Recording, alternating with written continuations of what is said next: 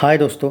Actually मैं 2022 से अक्षय कुमार की अपडेट्स दूंगा, लेकिन क्या क्या हुआ है कुछ फिल्मों के साथ उसके बारे में भी बात करेंगे। क्यों हुआ वो भी बात होगी, जैसे मैंने अजय का बनाया था।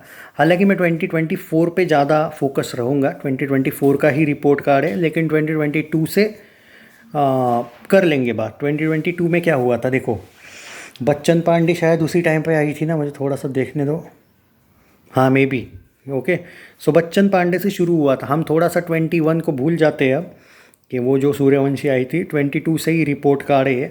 बहुत से लोग बोल रहे हैं भाई इस पे वीडियो बनाओ। देखो, मैं अतरंगी रे और लक्ष्मी फिल्म की बात नहीं करूँगा और कठपुतली की भी नहीं करूँगा, ये OTT वाली थी फिल्में। हालांकि उनका बहुत बुरा असर हुआ है, स्पेशली लक्ष्मी मूवी का अक्षय कुमार के करियर पे और वो मैंने बता दिया है क्यों हुआ था, क्या हुआ था। तो वो रीमेक वाला रीज़न नहीं था, दूसरा रीज़न आपको पता है। एनीवे, चलो वो बात की बात है। अब आते हैं 22। बच्चन पांडे एक खराब रीमेक थी।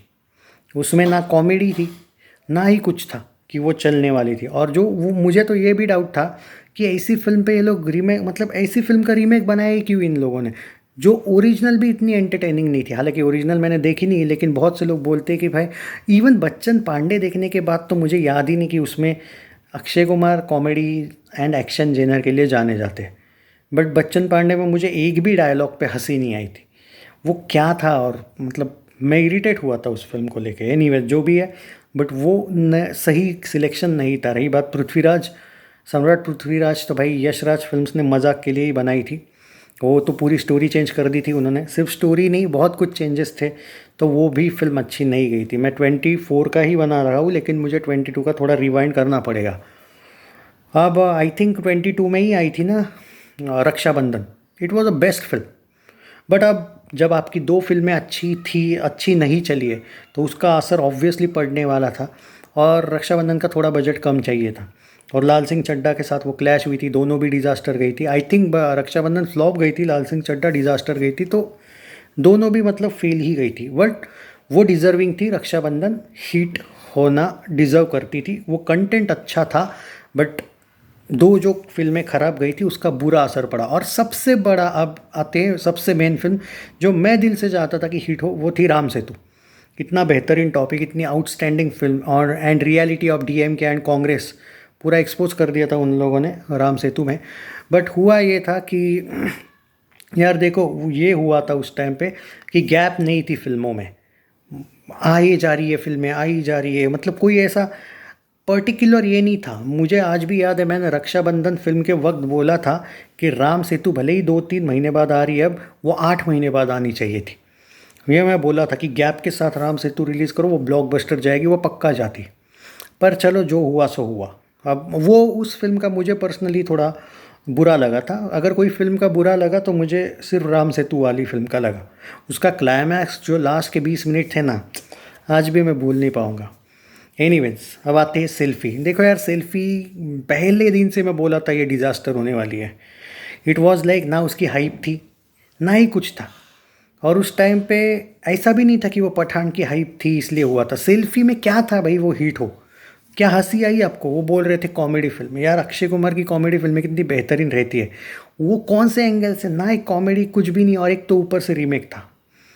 तो चलो, जो भी था छोड़ो। अब आते हैं उसी, आई थिंक OMG 2 उसके बाद आई थी। अब OMG 2 चली थी, वो अच्छी बात है। बट कुछ लोग तो बोलते हैं कि गदर 2 की हाइप की वजह से चली। देखो, मैं एक बात बोलूँगा, चली कैसी भी हो, कोई भी टॉपिक की वजह से हो, किसी की भी हाइप की वजह से हो, या फिर खुद या अक्षय की हाइप की वजह से हो, जो भी मानना है मानो, लेकिन चली तो थी ना। फ्लॉप तो नहीं थी, तो ये एक सही सिग्नल था। लेकिन उसके बाद वापस मिशन रानीगंज आई थी ना। मिशन रानीगंज अच्छी नहीं चली थी, वो भी डिज़ास्टर गई थी। अब उसके बाद लोग अचानक बोलने लगे भाई गैप के साथ आओ, गैप के साथ। तो भाई 6 महीने बाद अक्षय कुमार आए। वो आई भाई बड़े मियाँ छोटे मियाँ लेके। मुझे आज भी याद है, जब अली अब्बास ज़फ़र ये फिल्म बना रहा था, मैंने अक्षय कुमार के फैंस को एक वीडियो बना के, 2-3 वीडियोज़ बनाए थे बड़े मियाँ छोटे मियाँ के, भाई कि जो अली अब्बास ज़फ़र है उसके मन में वो अच्छी फिल्म नहीं है कि वो बड़े मियाँ छोटे मियाँ अच्छी बनाएगा। जैसे वो सलमान के लिए दीन जान लगा देता है ना, मुझे पूरा बिलीव था कि ये सिर्फ एक्शन दिखाएगा, वो भी इतना बढ़िया वाला नहीं, कुछ भी वीएफएक्स होंगे, और बस इसको लगेगा कि भाई चलो हम बना देते हैं फिल्म, चली तो चली, वैसा नहीं। और मुझे पहले से ही पता था एकदम डल स्टोरी लाइन होने वाली है, बट फिर भी, और मैं ये पहले भी एक्सपोज किया था, लेकिन अक्षय के फैंस को बड़ा बुरा लगा था। तो मैं बोला अब मैं रियलिटी पे बात करना छोड़ दूंगा, मैं भी बोलूँगा चलो भाई अच्छा करेगी।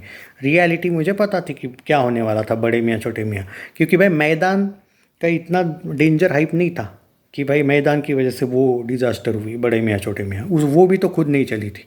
तो यहाँ पे क्लैश को ब्लेम मत करो, स्टोरी ख़राब थी। एंड मुझे तो डाउट है यार कि अक्षय ने क्यों एक्सेप्ट की ये फिल्म। चलो जो भी हुआ, बड़े मियाँ छोटे मियाँ ही था ना वो बीच में, या 23 में कुछ, मैं कन्फ्यूज नहीं हो रहा हूँ। नहीं 24 बराबर है ना, 23 पे हम आ गए ऑलरेडी। 23 क्या क्या सब कुछ बता दिया मैं। 22 क्या, वो मिशन रानीगंज के बाद, हाँ बड़े मियाँ छोटे मियाँ के बाद आते हैं खेल खेल में। उससे पहले कुछ भूल रहा हूँ क्या मैं, उससे पहले वाली कोई फिल्म? नहीं, आई थिंक खेल खेल में ही थी उसके बाद में भी। अब आते हैं खेल खेल में पे, नहीं Sarfira, sorry Sarfira proper film थी, अच्छा काम भी था, बट रीमेक थी बस इसलिए फ्लॉप हुई। खेल खेल में सच बोलूँ, खेल खेल में फर्स्ट डे फ्लॉप जब मैं बोला था, आप लोगों को बड़ा बुरा लगा था, लेकिन मैं बोला था ये स्त्री 2 की वजह से नहीं फ्लॉप होगी, ये अपने ही काम की वजह से फ्लॉप होगी, क्योंकि ये OTT डिज़र्व करती है, और OTT पे ये अच्छी करी है। देखो OTT का कुछ नहीं रहता है, थिएटरिकल फ्लॉप वर्डिक्ट फ्लॉप ही होता है। तो याद होगा आपको, मैं बोला था खेल खेल में फर्स्ट डे ही कि ये OTT के ही लायक है। अब आते हैं कुछ कैमियोज पे। 24 2 कैमियोज किए हैं, वो 2 सुपर हिट थे।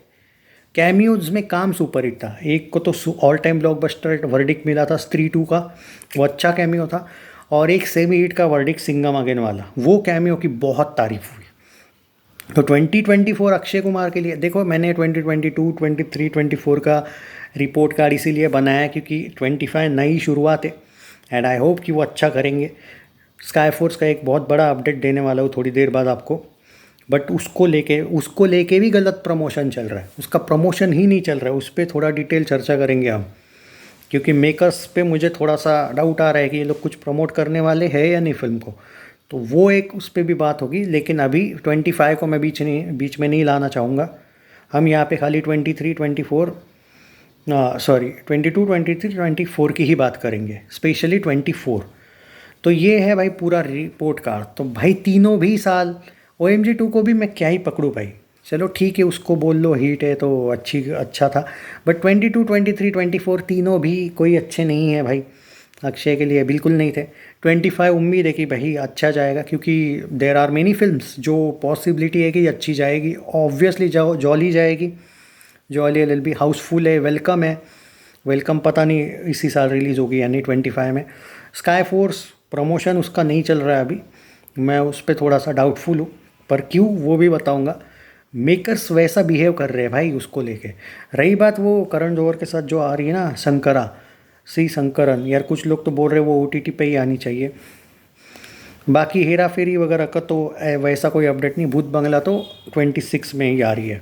तो ये कुछ अपडेट्स मैं बाद में वाली फिल्मों का बाद में दूंगा, अभी मुझे लगा 22, 23, 24 की बात करूँ मैं।